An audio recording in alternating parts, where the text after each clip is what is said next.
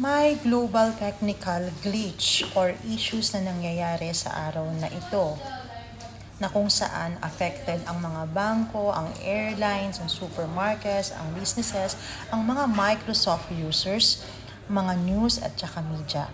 Ganun din yung mga financial services, mga airline at saka tours and tourisms. Kung mapapansin ninyo sa inyong mga trabaho, kung sino man po yung may mga Microsoft at saka mayroong update, ay maaaring makikita ninyo na blue screen lang ito dahil nga po sa issue na yan.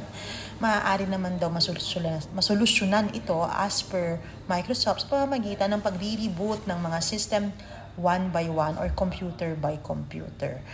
Yun nga lang, walang kasiguraduhan kung ang buong files ay masisave pa. Kasi nga, i-reboot yung mga computer. Meron din iba't ibang mga nangyayari sa buong mundo the same day, katulad sa Australia, na may cyber attack. Makikita natin ang mga news na yan sa mga link na nandito. Tingnan nyo po itong mga screen na ito na kung saan makikita nyo yung mga news na nangyayari sa araw na ito. Kaya, iiwasan muna natin yung mga banking transaction at kung maaari sana ay maging maayos or ilock nyo muna yung mga cards ninyo for your own security na rin. Or, if you can have some cash transaction, it will be better for you habang hindi pa naaayos yung cybersecurity or technical glitch.